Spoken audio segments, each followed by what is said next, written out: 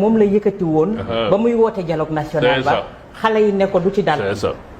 réconciliation nationale bii ngay wax di ko prôné ñun ànduñu ci ndax bi ngay dagaan baatu askan wi bi ñu lay jox suñu ay voix c'était pour la reddition des comptes mais c'était également pour faire justice mais apparemment de manière détournée il a utilisé d'autres mots pour leur dire que ne man fi ma nekk laa nekk ba léegi je campe sur mes positions du nekk koo xamante ne tey jii mun nañu wax ne li xew fan yëpp taxul mu fléchir d'un iota dafa camper ci fi nga xamante ne fa la nekk ñi ngi wax li tax tey jii son discours n'est pas très perçu wala il n'est pas très entendu son discours n'est pas audible sama benn xarit mi ngi may envoyé message naa ma un discours incolore inodore sans saveur Samy maa ngi koy nuyu depuis Ottawa gis nga Assane le président Diomaye ce qu'il a fait xam nga mooy lan s'est servi de Pastef comme escalier arrivé au sommet mu tël escalier échelle bi mu daanu mais soo tëlee échelle bi la yóbbu au sommet mais sooy wàcc da ngay nderteelu est-ce que loolu sóor na ko est-ce que dafa jàpp ne nguur gi ci tay la yam parce que yaakaar naa ne yow njaboot gi nga bokk ñu tingoom la ba nga àgg ci kaw est-ce que ñooñu yéene nañ la nga nderteelu mais dans le monde ça se passe de la sorte ñu ngi koy wax administration Trump dafa ñëw sans état d'âme baleele yépp jël ay nitam àndandox ñoom parce que on gouverne avec ses hommes Assane on gouverne avec ses zones tey jii président Diomaye war a toog ñu ne il est insipide est-ce que loolu waroon nañ ko mën a xaar ci un président très jeune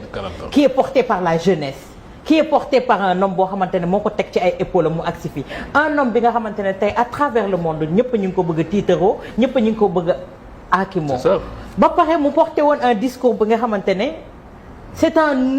benn air bu yees la buy souffler un peu partout en Afrique tey ñu ne woon Sénégal moom mooy porte-étendard bi moo téye flambeau bi par rapport à ce discours-là à la personne de qui Ousmane Sonko yow nga am loolu tey jii nga toog au nom d'un protocole ñu ne la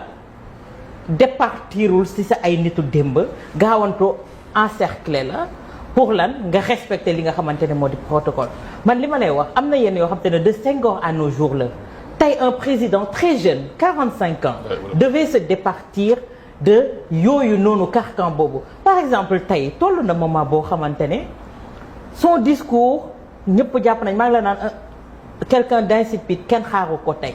mais tey j'ai un homme boo xamante ne il est adulé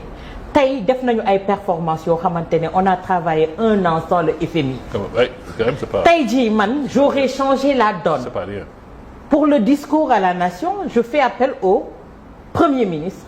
na ko kaa ñu pelloo ko maak yow on va parler uniquement ci côté économique bi nga xamante ne on a fait des efforts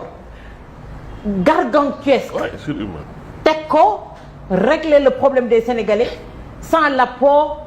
des institutions financières internationales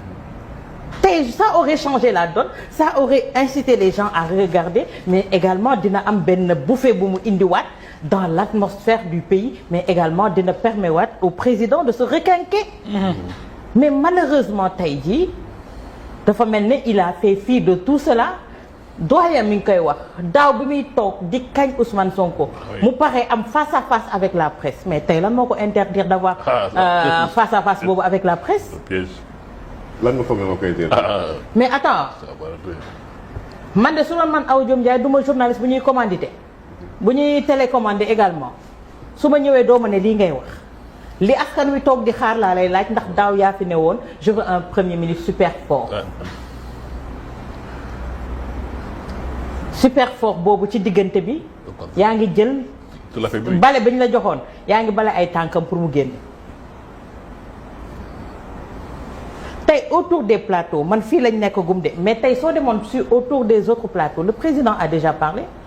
mais plateau yëpp lii gën a animer le débat on va parler de Ousmane Sonko c'est inéluctable et de la CAN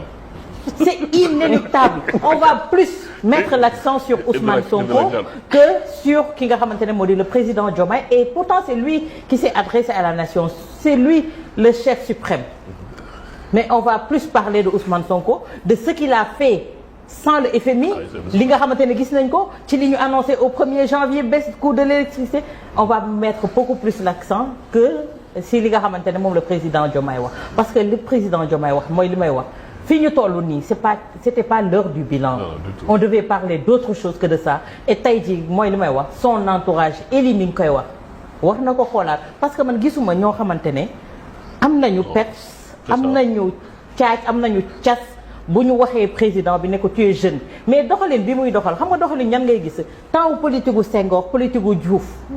ñu la naan il faut être un homme d'État mais c'est quoi être un homme d'État? C'est ça le mot. C'est quoi le